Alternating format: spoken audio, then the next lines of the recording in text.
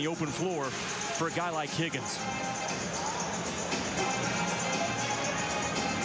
Same situation for Gonzaga going to the free throw line. If Colorado can't get the steal and they have to commit a foul, it'll be 2 shots for Gonzaga. You hit either one.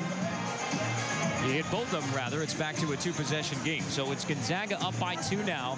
Colorado, no timeouts. Gonzaga has 1 left with 4.6 remaining in regulation. And that 1 timeout for Gonzaga is very important, because if they struggle to get the ball in bounds, don't risk a high school hairy pass. It could be a turnover. Take your timeout and come back over and talk about it again.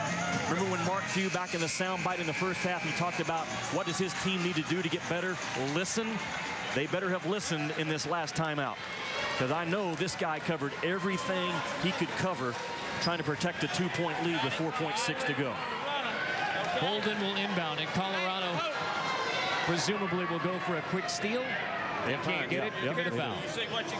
That is the plan. Bolden can run. He checks it with the official.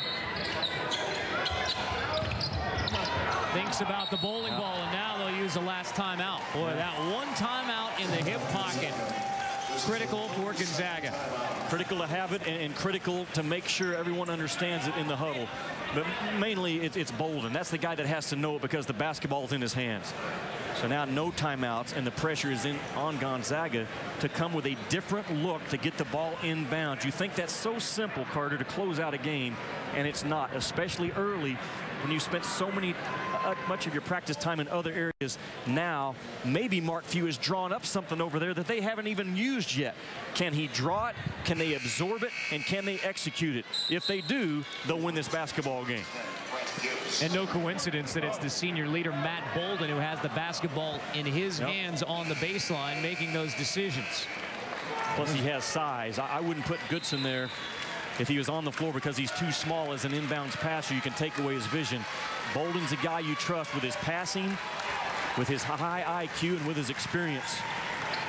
Look what those 2 older guys have done for Mark Few late. However, it's Olenek who will... But he's a size guy, so that's good with guard skills. Freshman Olenek will inbound it.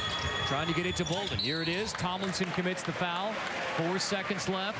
Bolden to the free throw line for 2. It was Gibbs, I think, that was the inbounds guy, correct? That who took it out for Gonzaga? Yes, it was, correct. Yeah. It's the redshirt freshman, Grant Gibbs. But he's a 6'5" kid, and Mark Few realizes that, you know, I want to make sure I get it in the hands of Gray or Bolden, so he was wasting Bolden out of bounds. There you go. 20 in the game now for Bolden. He's perfect from the line. Neither team has a timeout left, so Steve McLean has to communicate with his kids right now. If it is a miss, and it's not. No. 2-possession game again. 3 from Higgins won't go, and Gonzaga comes back from 11 down at the half to survive a tough test from the Colorado Buffaloes. Gonzaga wins it 76-72. If Gonzaga hasn't already played at Michigan State, they don't win this ball game. All the experience, all the toughness, all the fire, all the competitiveness that they gained out of that ball game, they had to rely on in the second half to take down a very determined, a very focused, a very energized, passionate Colorado team today. 76-72 the final as Gonzaga survives the test from Colorado. Coming up next, more of the 2009 EA Sports Maui Invitational, Cincinnati versus Vanderbilt. For Jimmy Dykes and our entire ESPN crew, I'm Carter Blackburn. Aloha from Maui. Now let's send you to ESPN News.